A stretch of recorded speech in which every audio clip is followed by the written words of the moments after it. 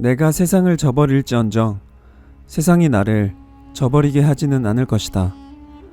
삼국지 연의에서 엄청난 임팩트를 남긴 이 유명한 대사는 자신에게 대접할 돼지를 잡기 위해 여백사의 식구들이 칼을 가는 소리를 듣고 자신을 죽이려는 건가 싶어 무고한 사람들을 죽여버린 조조가 뒤늦게 실수임을 깨닫고 여백사 집에서 빠져나오다가 마주친 여백사마저 죽이고 난 후에 진궁에게 내뱉은 말인데요.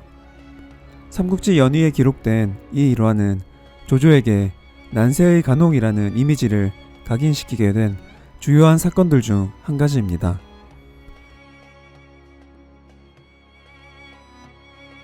이처럼 조조는 당시에 살생이 빈번한 상황이었음을 고려하더라도 굉장히 무책임한 살생을 저지르고 이런 말을 한 것을 보면 약간 당황스럽다 싶을 정도로 당당하네 라는 생각이 절로 드는데요.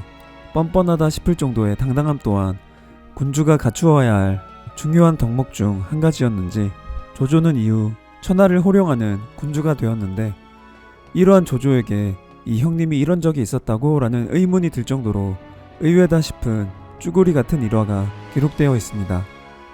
후한서에 기록된 내용을 살펴보면 196년에 천자가 천도했을 때 공경 대신들을 다 불러 모았는데 당시 연주 목사였던 조조 또한 입궐에 조회에 참석했습니다.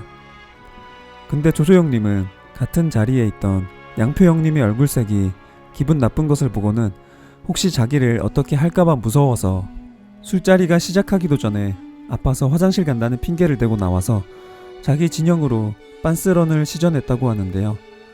조조가 뭐가 시작하기도 전에 쫄려서 눈치를 슬슬 보다가 화장실 핑계를 대고 도망쳐 버렸다는 것이 개인적으로는 놀랍기도 하고, 요즘도 화장실 가는 게 뭔가 무거운 분위기에서 벗어나고 싶을 때나 농땡이 피우고 싶을 때 종종 쓰이는 전략 중 하나인데, 이 당시에도 화장실 핑계로 도망칠 구멍을 찾았던 것을 보면 이 방법은 고대로부터 전해 내려온 아주 역사가 깊은 전략이었구나 라는 생각도 드네요.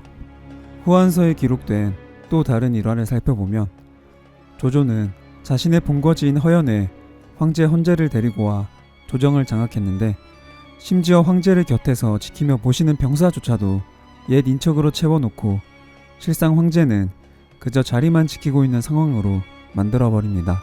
이 같은 상황을 보고 의랑 조원이라는 형님이 황제를 위해 시책을 말했으나 조조 형님의 미움을 받아 살해당했고, 이 외에도 국내외의 많은 사람들이 죽임을 당하게 됩니다.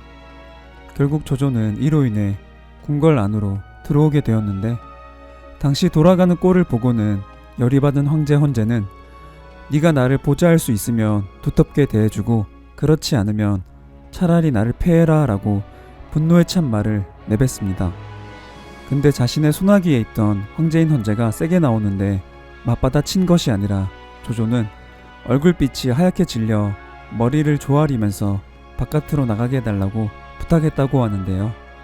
이 당시에는 삼공이 군대를 거느리고 있는 경우에 조정에 가서 임금을 만날 때는 천자를 호위하는 군사가 칼을 들고 그 양옆에 서 있도록 했는데, 자신의 손바닥 위에 있던 황제가 열이 뻗쳐 세게 나오니 당황스러움과 함께 괜히 황제를 잘못 건드렸다가는 양옆에 칼을 들고 있는 병사들에게 무슨 일을 당할지 모르니 그 순간 조조는 강하게 나가지 않고 머리를 조아렸던 것이 아닌가 싶네요. 조조 형님은 등에 식은 땀이 한가득 흘러내린 채로 바깥으로 나왔고, 이후로 다시는 조정에 들어가서 황제를 만날 것을 청하지 않았다고 하는데, 화장실을 핑계로 빤스런한 것이나 헌제와의 일화를 살펴보았을 때 조조의 의외의 모습이라 여길 수도 있겠지만, 무작정 강하게 나가는 것이 아니라 굽힐 때는 뭔가 찌질하다 싶을 정도로 굽히면서 상황 봐가면서 처신했던 것이 조조가 어지러운 난세 속에서 천하를 호령한 군주의 자리까지 올라가는데 나름 무언의 영향을 끼치지 않았을까 추측해봅니다. 그래서 결론은 기어야 할 때는 조조조차도 알아서 기었다. 고로 사람은 눈치가 있어야 된다.